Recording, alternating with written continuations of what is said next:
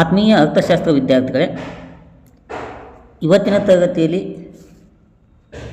ಭಾರತದ ಸಕ್ಕರೆ ಕೈಗಾರಿಕೆಗಳು ಈ ಒಂದು ಟಾಪಿಕ್ ಬಗ್ಗೆ ಚರ್ಚೆಯನ್ನು ಮಾಡೋಣ. ಈ ಒಂದು ಟಾಪಿಕ್ ಮೇಲೆ ನಿಮಗೆ 10 ಅಥವಾ 15 ಅಂಕದ ಪ್ರಶ್ನೆಯಾಗಿ ಕೇಳಬಹುದು. ಆ ಒಂದು ದೃಷ್ಟಿಕೋನವನ್ನು ಇಟ್ಟುಕೊಂಡು ನಿಮಗೆ ಏನು ಮಾಡ್ತೇನೆ, ಈ ಟಾಪಿಕನ್ನು ತಿಳಿಸುವಂಥ ಕೆಲಸವನ್ನು ಮಾಡ್ತೇನೆ.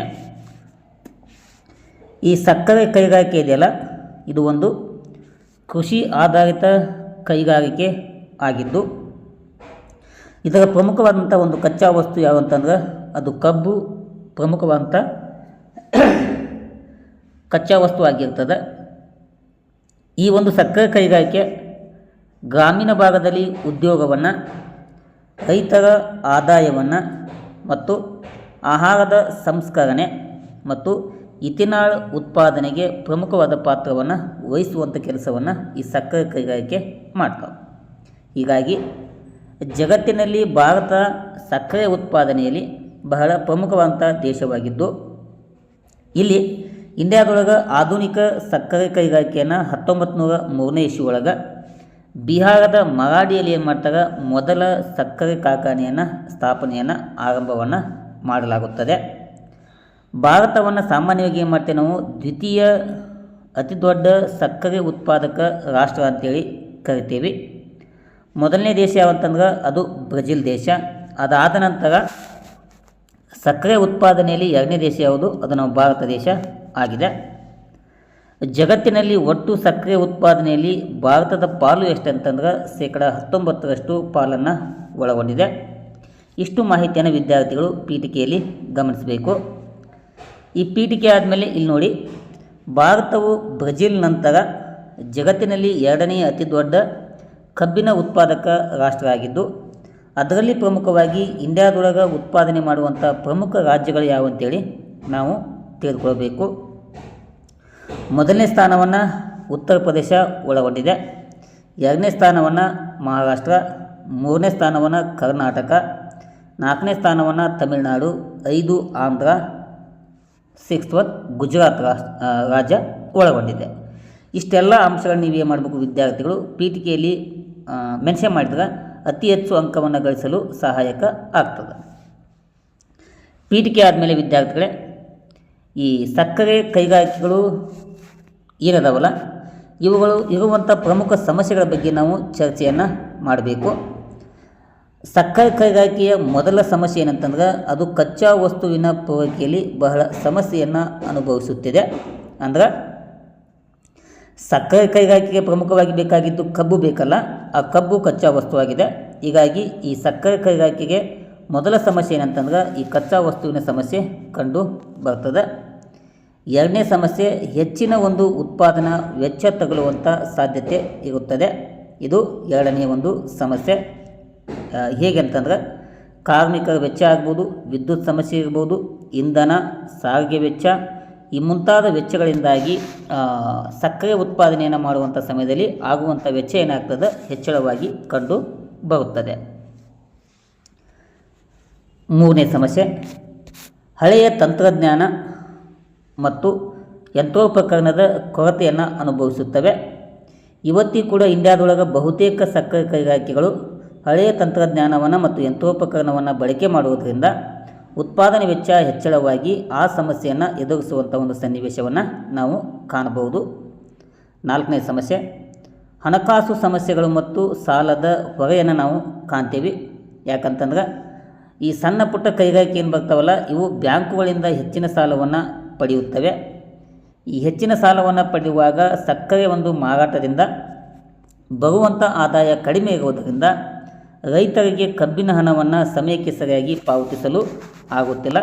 ಹೀಗಾಗಿ ರೈತ ಮತ್ತು ಕೈಗಾರಿಕೆ ಮಧ್ಯೆ ಸಂಬಂಧ ಹದಗೆಡುವುದರಿಂದ ಈ ಸಕ್ಕರೆ ಕೈಗಾರಿಕೆಗಳು ಎದುರಿಸುವಂಥ ಮತ್ತೊಂದು ಸಮಸ್ಯೆ ಏನಂತಂದ್ರೆ ಇದು ಹಣಕಾಸಿನ ಸಮಸ್ಯೆ ಆಗಿದೆ. 5th, ಸರ್ಕಾರದ ಬೆಲೆ ನಿಯಂತ್ರಣವು ಕೂಡ ಇದು ಆಗುವಂಥ 5ನೆಯ ಸಮಸ್ಯೆ. ನೋಡ್ರಿ, ಸರ್ಕಾರ ಕಬ್ಬಿಗೆ FRP ಅಥವಾ SAP ಬೆಲೆಯನ್ನು ನಿಗದಿಪಡಿಸುತ್ತದೆ. ಆದರೆ ಇದು ಮಾರುಕಟ್ಟೆಯಲ್ಲಿ ಬೆಲೆ ಕಡಿಮೆ ಇದ್ದಾಗ ಕಾರ್ಖಾನೆಗಳಿಗೆ ನಷ್ಟವಾಗುವಂಥ ಸಂಭವ ಇರುತ್ತದೆ. ಹೀಗಾಗಿ ಬೆಲೆ ಅಸಮತೋಲನ ಕೈಗಾರಿಕೆಯು ಲಾಭದಾಯಕತೆಗೆ ದೊಡ್ಡ ಒಂದು ಸಮಸ್ಯೆ ಆಗುವುದರಿಂದ ಸಕ್ಕರೆ ಕೈಗಾರಿಕೆಯ ಮತ್ತೊಂದು ಸಮಸ್ಯೆ ಏನಂತಂದ್ರೆ ಸರ್ಕಾರದ ಬೆಲೆ ನಿಯಂತ್ರಣವನ್ನು ಮಾಡೋದು. 6th ಒನ್, ಸಾಮರ್ಥ್ಯದ ಬಳಕೆಯ ಕೊರತೆ ಕೂಡ ನಾವು ಕಾಣ್ತೇವೆ. ಅಂದ್ರೆ ಸಕ್ಕರೆ ಕೈಗಾರಿಕೆಗಳು ವರ್ಷಕ್ಕೆ ಸಾಮಾನ್ಯವಾಗಿ 4 ರಿಂದ 6 ತಿಂಗಳು ಏನು ಮಾಡ್ತಾವೆ, ಕೆಲಸವನ್ನು ನಿರ್ವಹಿಸುತ್ತವೆ. ಉಳಿದ ಅವಧಿಯಲ್ಲಿ ಯಂತ್ರೋಪಕರಣಗಳನ್ನು ನಾವು ನಿರುದ್ಯೋಗದಿಂದ ನಾವಿಲ್ಲಿ ಕಾಣಬಹುದು.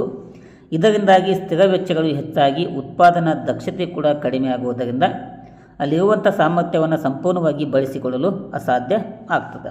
ಹೀಗಾಗಿ ಎದುರಿಸುವಂಥ ಇದು ಮತ್ತೊಂದು ಸಮಸ್ಯೆ ಆಗಿದೆ.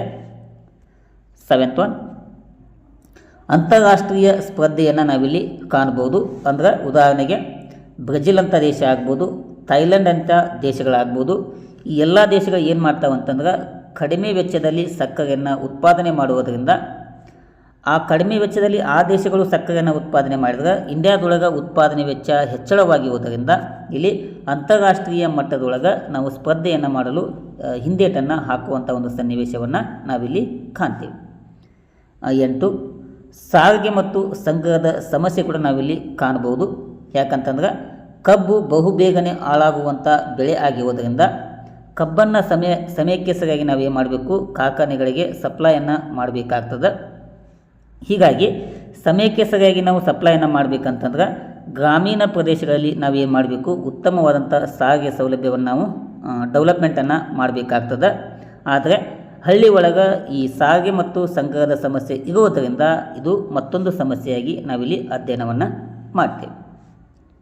9, ಪರಿಸರ ಮಾಲಿನ್ಯ ಸಮಸ್ಯೆಗಳು ಕೂಡ ನಾವಿಲ್ಲಿ ಕಾಣ್ತೀವಿ. ಯಾಕಂದರೆ ಸಕ್ಕರೆ ಕಾರ್ಖಾನೆಗಳು ಹೆಚ್ಚಿನ ಪ್ರಮಾಣದಲ್ಲಿ ನೀರನ್ನು ಬಳಸುವುದರಿಂದ ತ್ಯಾಜ್ಯದ ನೀರು ಮತ್ತು ಘನತ್ಯಾಜ್ಯ ಸರಿಯಾಗಿ ನಿರ್ವಹಿಸದಿದ್ದರೆ ನದಿ ಪಕ್ಕದಲ್ಲಿರುವಂಥ ನದಿ, ಭೂಮಿ ಮತ್ತು ವಾಯು ಮಾಲಿನ್ಯ ಹೆಚ್ಚಳವಾಗುವಂಥ ಒಂದು ಸಮಸ್ಯೆ ಇರ್ತದೆ. 10, ನೀತಿಯಲ್ಲಿ ಅಸ್ಥಿರತೆ ನಾವಿಲ್ಲಿ ಕಾಣ್ತೀವಿ. ಯಾಕಂದರೆ ಸಕ್ಕರೆ ಕೈಗಾರಿಕೆಗೆ ಸಂಬಂಧಪಟ್ಟಂಥ ಸರ್ಕಾರದ ನೀತಿಗಳು ಅಂದರೆ ರಫ್ತು ಆಗ್ಬೋದು, ವಸ್ತುಗಳ ಸಂಗ್ರಹ, ಬೆಲೆಗಳ ನೀತಿ ಆಗ್ಬೋದು, ಇವುಗಳು ನಿರಂತರವಾಗಿ ಬದಲಾವಣೆಗಳು ಒಳಪಡುವುದರಿಂದ ಸಮರ್ಪಕವಾದ ಯೋಜನೆಯನ್ನು ಹಮ್ಮಿಕೊಳ್ಳಲು ಇಲ್ಲಿ ಸಾಧ್ಯ ಆಗುವುದಿಲ್ಲ. ಸಮಸ್ಯೆ 11, ಕಾರ್ಮಿಕರ ಸಮಸ್ಯೆಗಳನ್ನ ನಾವಿಲ್ಲಿ ಕಾಣ್ತೀವಿ. ಅಂದರೆ ಅವರ ವೇತನಕ್ಕೆ ಸಂಬಂಧಪಟ್ಟಂಥ ಆಗ್ಬೋದು, ಮೂಲಭೂತ ಸೌಲಭ್ಯಗಳಿಗೆ ಸಂಬಂಧಪಟ್ಟಂಥ ಆಗ್ಬೋದು, ಅವೆಲ್ಲ ಸಮಸ್ಯೆಗಳನ್ನ ನಾವಿಲ್ಲಿ ಕಾಣ್ತೀವಿ. 12, ಸರ್ಕಾರಿ ಸಕ್ಕರೆ ಕಾರ್ಖಾನೆಗಳ ದುರ್ಬಲವಾದಂಥ ನಿರ್ವಹಣೆ, ಅಲ್ಲಿರುವಂಥ ಆಡಳಿತ ಆಗ್ಬೋದು, ಸಿಸ್ಟಮ್ ಆಗ್ಬೋದು, ಅಲ್ಲಿ ನಾವು ದುರ್ಬಲತೆಯನ್ನು ಕಾಣ್ತೀವಿ. 13, ಸಂಶೋಧನೆ ಮತ್ತು ಅಭಿವೃದ್ಧಿಯ ಕೊರತೆ ಕೂಡ ನಾವಿಲ್ಲಿ ಕಾಣ್ಬೋದು. ವಸ್ತುವಿನ ಗುಣಮಟ್ಟದ ಸಮಸ್ಯೆ ಕೂಡ ಕಾಣ್ತೀವಿ. ಉಪ ಉತ್ಪನ್ನಗಳ ಸಂಪೂರ್ಣವಾದಂಥ ಬಳಕೆ ಕಂಡುಬರುವುದಿಲ್ಲ. ಸಂಗ್ರಹ ಮತ್ತು ಗೋದಾಮ ಸೌಲಭ್ಯಗಳ ಕೊರತೆ ಕೂಡ ಕಂಡುಬರ್ತದೆ. ಎಥೆನಾಲ್ ನೀತಿಯನ್ನು ಸಮರ್ಪಕವಾಗಿ ಅನುಷ್ಠಾನಕ್ಕೆ ತರಲು ಸಮಸ್ಯೆ ಉಂಟಾಗ್ತದೆ. ವಿದ್ಯುತ್ತಿನ ಸಮಸ್ಯೆಯನ್ನು ನಾವಿಲ್ಲಿ ಕಾಣ್ಬೋದು. ಲಾಜಿಸ್ಟಿಕ್ ಮತ್ತು ಮಾರುಕಟ್ಟೆ ಸಂಪರ್ಕದ ಕೊರತೆ ಕೂಡ ನಾವಿಲ್ಲಿ ಕಾಣ್ತೀವಿ. 20, ಜಾಗತಿಕ ಬೆಲೆ ಏರಿಳಿತದ ಪರಿಣಾಮವು ಕೂಡ ನಾವಿಲ್ಲಿ ಕಾಣ್ತೀವಿ. ಇಷ್ಟು ಪ್ರಮುಖವಾಗಿರುವಂಥ 20 ಸಮಸ್ಯೆಗಳನ್ನು ನಿಮಗೆ ತಿಳಿಸಿಕೊಡುವಂಥ ಕೆಲಸವನ್ನು ಮಾಡಿದ್ದೇನೆ. ಈ 20ರಲ್ಲಿ ಎಕ್ಸಾಮಲ್ಲಿ ನೀವೇನು ಮಾಡ್ಬೋದು, ಒಂದು 10 ರಿಂದ 15 ಪಾಯಿಂಟ್ಸನ್ನು ಕೂಡ ಮೆನ್ಷನ್ ಮಾಡಿದ್ರೆ ನೀವು ಅಂಕಗಳನ್ನು ಪಡಿಬೋದು. ಈಗ ಈ ಇರುವಂಥ ಸಮಸ್ಯೆಗಳನ್ನು ನಿವಾರಣೆ ಮಾಡುವುದು ಹೇಗೆ, ಆ ಸಮಸ್ಯೆಗೆ ಪರಿಹಾರ ಕ್ರಮಗಳನ್ನು ನಾವಿಲ್ಲಿ ಅಧ್ಯಯನವನ್ನು ಮಾಡೋಣ. 1, ತಂತ್ರಜ್ಞಾನವನ್ನು ನಾವೇನು ಮಾಡಬೇಕು, ಆಧುನೀಕರಣವನ್ನು ಮಾಡುವುದರ ಮೂಲಕ ಅಲ್ಲಿರುವಂಥ ಎಲ್ಲ ಸಮಸ್ಯೆಯನ್ನು ನಿವಾರಣೆಗೆ ಒಳಪಡಿಸಬಹುದು. ಎಥೆನಾಲ್ ಉತ್ಪಾದನೆಗೆ ಉತ್ತೇಜನವನ್ನು ಕೊಡುವುದರಿಂದ ಕಾರ್ಖಾನೆಯ ಆದಾಯವನ್ನು ಹೆಚ್ಚಳವನ್ನು ಮಾಡಬಹುದು. ಕಬ್ಬಿನ ಉತ್ಪಾದಕತೆಯನ್ನು ಹೆಚ್ಚಳವನ್ನು ಮಾಡುವುದರ ಮೂಲಕ ಅಲ್ಲಿರುವಂಥ ಸಮಸ್ಯೆಯನ್ನು ನಿವಾರಣೆಗೆ ಒಳಪಡಿಸಬಹುದು. 4, ಬೆಲೆಯ ನೀತಿಯಲ್ಲಿ ಏನು ಮಾಡಬೇಕು, ಸುಧಾರಣೆಯನ್ನು ಗೊಳಿಸುವಂಥ ಕೆಲಸವನ್ನು ಸರ್ಕಾರ ಮಾಡಬೇಕಾಗ್ತದೆ. ಅದು ಅಲ್ಪಾವಧಿಯಾಗಲಿ ಅಥವಾ ದೀರ್ಘಾವಧಿಯಾಗಲಿ ಸಮರ್ಪಕವಾದ ಒಂದು ಬೆಲೆ ನೀತಿಯನ್ನು ನಾವಿಲ್ಲಿ ಅನುಷ್ಠಾನಕ್ಕೆ ತರಬೇಕಾಗ್ತದೆ. ಹಣಕಾಸಿನ ಸಹಾಯ ಮತ್ತು ಸಾಲದ ಪುನರ್ರಚನೆಯನ್ನು ಗೊಳಿಸಬೇಕು. ಅಂದಾಗ ಅಲ್ಲಿರುವಂಥ ಸಮಸ್ಯೆಗಳನ್ನು ನಾವು ನಿವಾರಣೆಯನ್ನು ಮಾಡ್ಬೋದು. ಉಪ ಉತ್ಪನ್ನಗಳ ಸಂಪೂರ್ಣವಾದಂಥ ಬಳಕೆಯನ್ನು ಮಾಡಿಕೊಳ್ಳುವುದರ ಮೂಲಕ ಅಲ್ಲಿ ನಾವು ಇರುವಂಥ ಸಮಸ್ಯೆಯನ್ನು ನಿವಾರಣೆಗೆ ಒಳಪಡಿಸಬಹುದು. 7. ವೃತ್ತಿಪರ ನಿರ್ವಹಣೆಯನ್ನು ಮಾಡಬೇಕು. ರಫ್ತುಗಳಿಗೆ ಉತ್ತೇಜನವನ್ನು ಕೊಡಬೇಕು. ಪರಿಸರಕ್ಕೆ ಸಂಬಂಧಪಟ್ಟಂಥ ಪರಿಸರ ಸ್ನೇಹಿ ಕ್ರಮಗಳನ್ನು ಹಮ್ಮಿಕೊಳ್ಳಬೇಕು. 10. ನೀತಿಯಲ್ಲಿ ಸ್ಥಿರತೆಯನ್ನು ಕಾಪಾಡಬೇಕು. ಇಷ್ಟು ಏನು ಸಮಸ್ಯೆಗಳಿದಾವಲ್ಲ ಆ ಸಮಸ್ಯೆಗಳನ್ನು ನಿವಾರಣೆ ಮಾಡಲು ಇವೆಲ್ಲ ಕ್ರಮಗಳನ್ನು ಬಳಸಿಕೊಳ್ಳುವುದರ ಮೂಲಕ ಸಮಸ್ಯೆಯನ್ನು ನಿವಾರಣೆಯನ್ನು ಮಾಡ್ಬೋದು.